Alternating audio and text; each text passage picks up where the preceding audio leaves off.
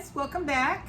I hope you're all having a great week. It's Friday, so what a great day. It's the end of a week, it's the beginning of a weekend, it's the beginning of a new month, and I'm so happy fall is here. Where I live, I'm seeing the trees are starting to change colors, and I love that. That's like my favorite time of year. I was out and about Wednesday and didn't notice that much of a change, but then yesterday I took the same route to where I was going, and those very same trees one day later were yellow and red and still mostly green, but I'm starting to see color, and I'm so excited because that tells me that fall is just around the corner. My favorite time of year. Well, second favorite time of year because I love snow. Okay, I also have a bit of good news. For my area, anyway, our COVID numbers are down, significantly down. So that's exciting. That's always exciting. And also knowing that in the blink of an eye, there could be an outbreak, numbers could increase again, and we could be right back. But for right now, our numbers are trending downward, and I'm very excited about that. So that's the main thing, I guess, that's going on in my world. But what I wanted to talk to you guys about today, because I've been thinking about and seeing in the news and seeing videos on YouTube about the food shortages that are going on. And I know how I felt. I was in Aldi's Monday or Tuesday of this week, I'm not sure, can't remember, but anyway, the beginning of this week I was at my Aldi's, and I hadn't been in the store for many months because I play it very safe. I do my orders online and do the pickup at Walmart, things like that. Anyway, I was at Aldi's, and I was very confident I was just gonna run in there and grab a turkey because I want to go ahead and get my turkey in the freezer for Thanksgiving, because I've heard of shortages and I'm trying to prep and be aware of those shortages and what am I going to need within the next 3 months. Okay, we've got Thanksgiving and Christmas coming, and I couldn't find a turkey at Walmart. I tried to order on my pickup order and they didn't have any, so I just thought, oh, no big deal, I'll just run in Aldi's and grab a turkey. Nope, no turkeys, no hams. There, I saw the empty shelves that you all have been sharing on your channels, and I didn't like that very much. That was not a good feeling. Of course, they were not out of everything, but there was significant spaces, large gaping places on those shelves that normally are fully stocked. So I've had that on my mind this week, and I want to share with you all. I want to encourage you all to be prepared, right?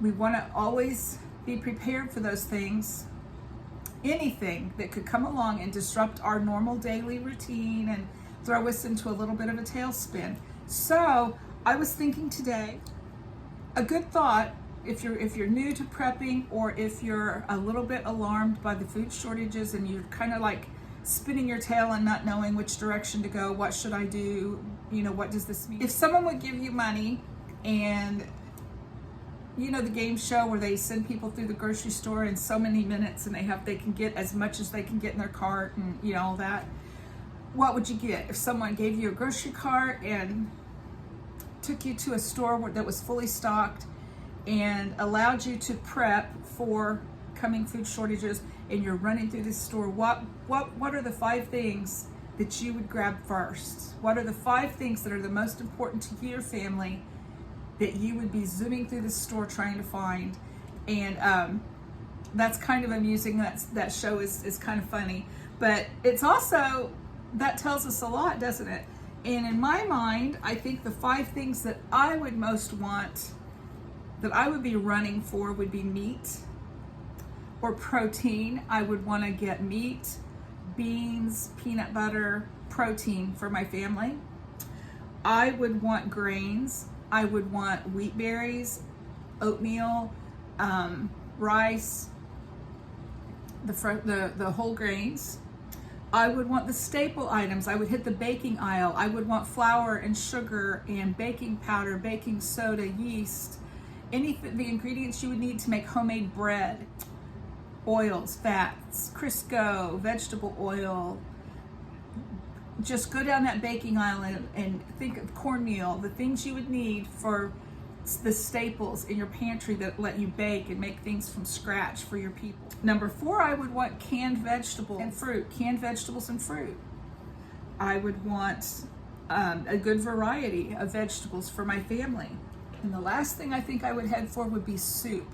The canned soups, the canned ravioli, the convenience food. And that's last on my list, because we can make our own soup from the ingredients I've already listed. But anyway, just for convenience, I would want some of those items as well. So I wanted to kind of share that thought with you all as you're thinking about the food shortages and trying to prepare. And then maybe those are the things you might want to concentrate on for your prepper pantry. So those are things to think about, and let me know what you come up with. Fall is here, and as the seasons change, I also change my prepping. I change my routine. When the daylight savings time, I'm trying to think now, is it the last Sunday in October? I'm not sure, but anyway, when the time changes, I change all the batteries in the smoke alarms and CO2 detectors. In the spring and in the fall, those batteries get changed. I don't test them if I don't wait for them to go bad before I change them. In those items, smoke detectors, CO2 detectors, I change them when the time changes. That way, I know they get changed twice a year. I know they're not going to go bad. So that's something I do in the fall and in the spring. I'm going to be going through my prepper pantry, probably starting this weekend when Brent's home to help me. I have ordered the 2 containers from Sam's that I showed you in my grocery haul, and I've got 2 of those coming. So I'm going to be reorganizing my prepper pantry, trying to make room for more items, trying to find a place for those large containers that are on their way. Things like that is what I'm going to be up to the next few days, and I'll be videoing and sharing with you all as well. I will also redo our bug out bags, get home bags, whatever, 72-hour bag, whatever you call that, emergency bag that you would take with you if you would have to leave your home unexpectedly. Because I repacked it for summer because of the items we needed for summertime.